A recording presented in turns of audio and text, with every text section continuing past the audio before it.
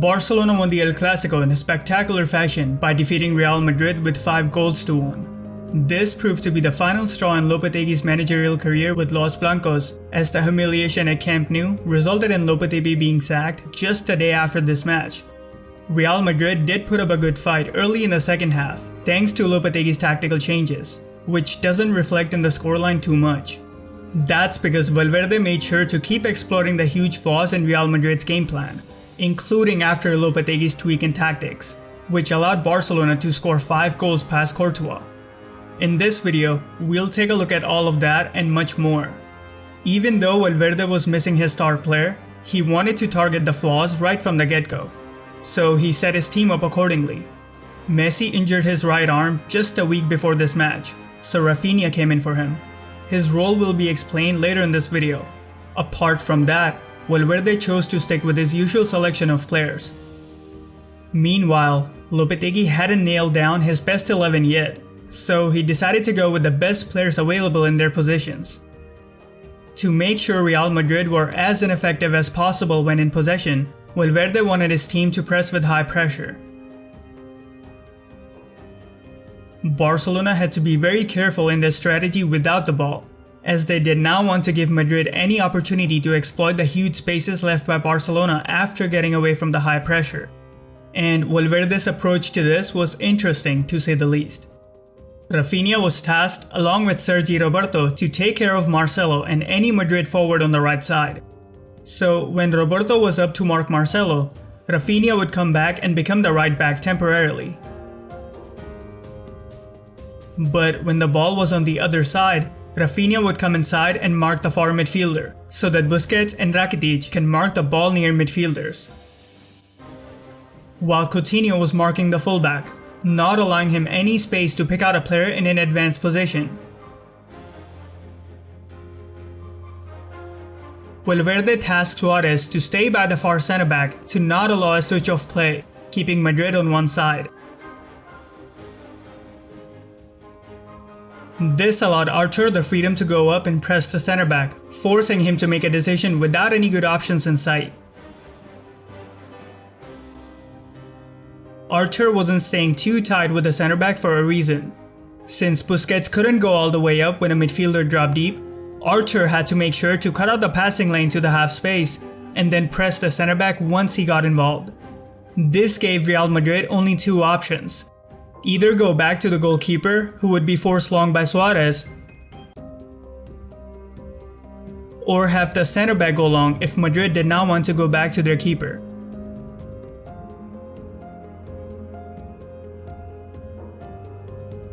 Even when Madrid got the ball right after Barcelona's attack and looked to counter-attack, Barcelona's gegenpressing made it borderline impossible for them to get out of their own defensive third, so they had to rely on long balls or the goalkeeper to try and get them upfield.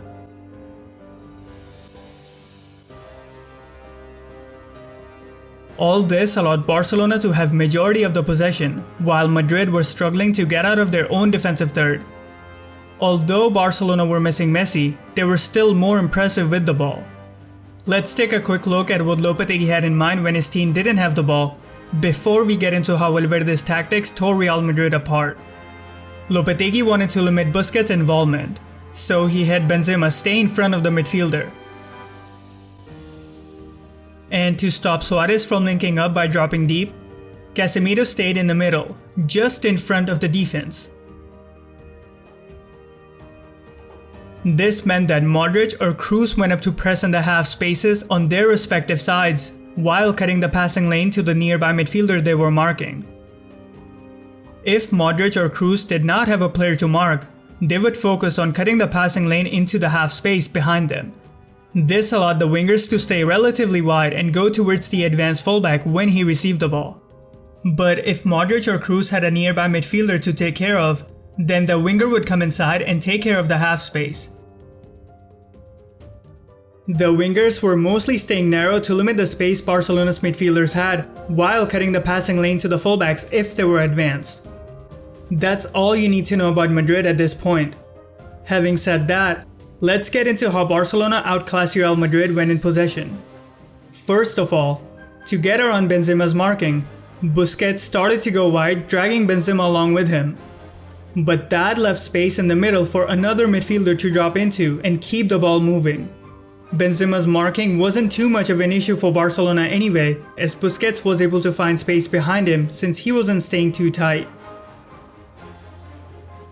Valverde wanted his team to target the left side of the field more often than not. I'm sure most of you already know that's because of Alba being advanced on the left wing. But another reason for targeting that side is because Valverde was aware that Bale wouldn't be tracking back too much since he's one of the few players capable of exploiting the huge spaces left by Barcelona. Therefore, Valverde had Coutinho stay in the half space. And since Bale was staying narrow to eliminate the space Coutinho had in the half space, Alba found himself wide open by the sideline. In order to limit Alba's involvement, Nacho had to step up and press the fullback. But that resulted in leaving Coutinho open with no one to track his run in behind the defense. Because of that instance, Nacho started to stay inside with Coutinho, but that left Alba open out wide with no one to intercept the long pass towards the left wing. When Valverde had his midfielders overload on one side of the field, Madrid's wingers coming narrow left gaps for the Barcelona players staying just behind the Madrid midfielders. On the other side, Rafinha looked to exploit the gap between Isco, who was busy with cutting the passing lane to the fullback, and Cruz, who went up to press frequently. Not just that, but he kept cutting inside from the right to overload the left side even more, which made the matters worse for Real Madrid, as the wingers continued to come narrow while making sure to cut out the passing lane to the fullback behind them.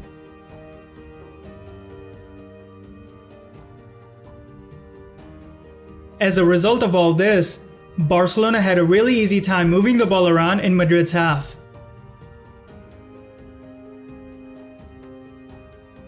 In the rare cases where they didn't seem to have many options to move the ball around, Alba gave Barcelona an easy way to get the team upfield.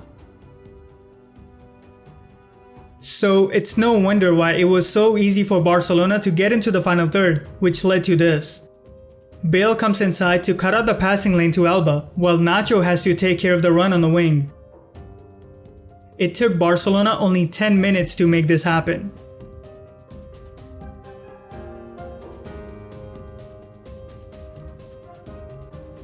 By the way, if you liked the video, do me a favor and spread it around. It really helps a lot. After conceding the goal, Bale was tasked to stay a lot tighter with Alba than before. But that cleared space for Coutinho in half space. While the midfielders weren't pressing high anymore, instead, they focused on staying nearby while cutting the passing lanes. And only pressed high when Barcelona tried to switch the play from one side to the other using their center backs.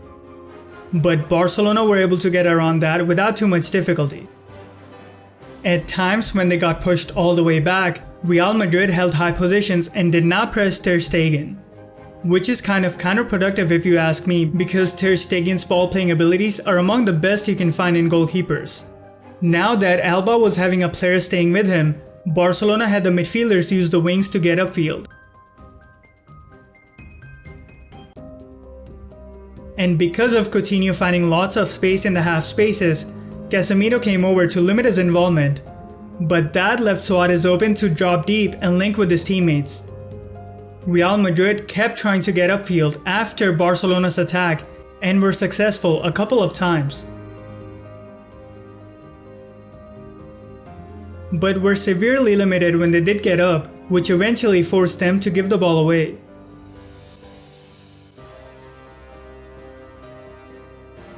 Meanwhile, Barcelona continued to look for any opening to get them in the final third.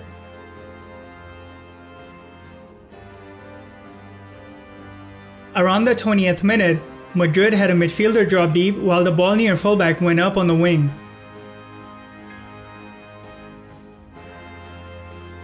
This helped their build-up play immensely, as they were now much more comfortable when in possession.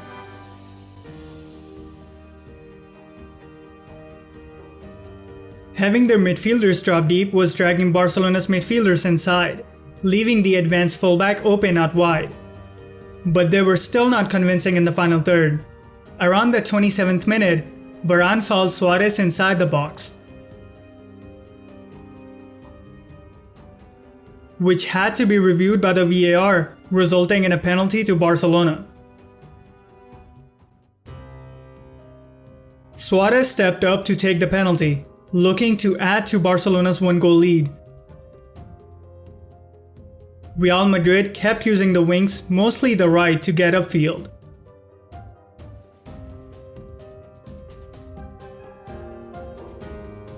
And were now compressing the ball near side quite a lot to try and win the possession.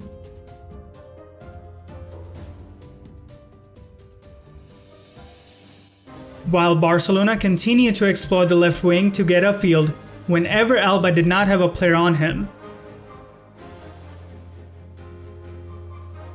The first half ended with Barcelona leading with 2 goals. Lopetegui decided to tweak his tactics a bit and also brought on Vázquez for Varane. This meant that Nacho became a center back while Vázquez became the right back.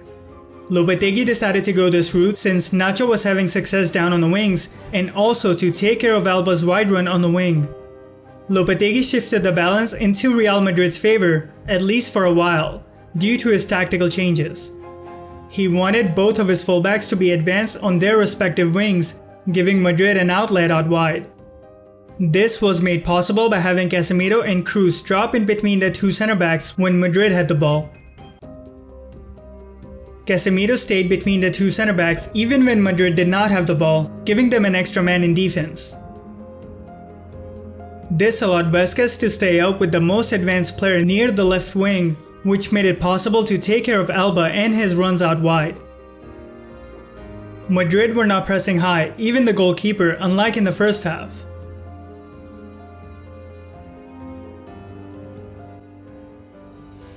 All this allowed Madrid to be in control as soon as the second half started.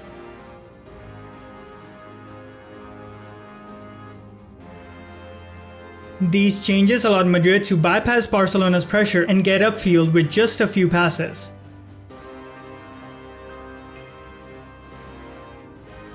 And were attacking a lot more because of this, looking for their first goal.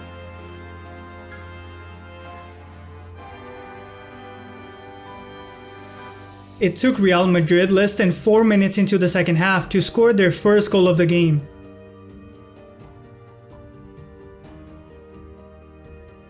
That goal shifted the momentum on their side as they were now looking for the equalizer.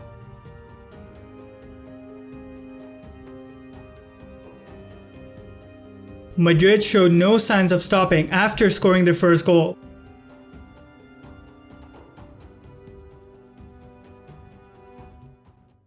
And kept on attacking, looking to score their second goal of the game. Madrid could have scored their second if they were a bit more fortunate. Casemiro and Kroos in the middle continued to allow Madrid to get into the final third.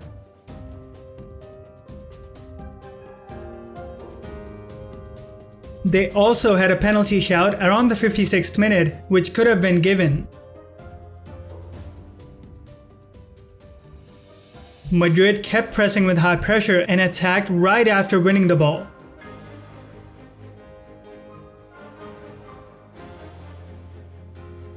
It wasn't until the hour mark that Barcelona finally woke up and sent Sergi Roberto high up on the right wing. Alba started to make runs inside as Vázquez was staying tight with him, creating space for Coutinho out wide. While Real Madrid kept looking for the equalizer, and could have very well got one if Benzema's header was on target. Real Madrid continued to hold very high positions, even during Barcelona's goal kick, which Ter Stegen exploited to get his team upfield. In the 69th minute, Semedo came on for Rafinha, allowing Sergi Roberto more freedom to attack down the right side. This was done because Marcelo's advanced position was leaving lots of space on the right wing for Barcelona to exploit. In the 74th minute, Coutinho was replaced by Dembele. This allowed Barcelona to have a player track back on the left wing while also giving them the ability to get upfield very quickly due to his pace. Not even a minute had passed after the substitution when Barcelona are able to get through Madrid's high pressure after Cruz steps up, leaving a huge space for Dembele behind him.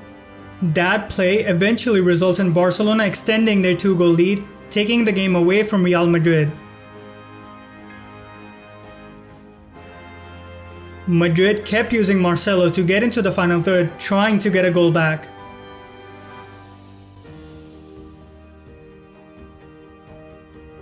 But Barcelona's changes made it difficult for Madrid to keep using the long passes to get into the final third.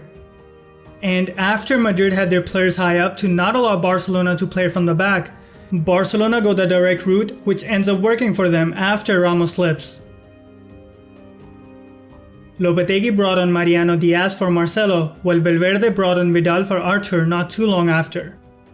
As soon as Vidal came on, he started to make runs into the box when he spotted a significant gap in between the defenders. And just a couple minutes after Vidal came on, Valverde's 2 most recent substitutions combined to score Barcelona's 5th goal of the game. Barcelona showed no signs of stopping and could have very well scored their 6th goal of the game.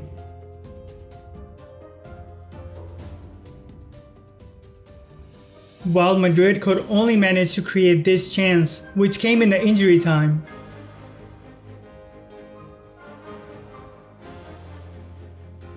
Barcelona went on to win against their arch rivals with a scoreline of 5-1.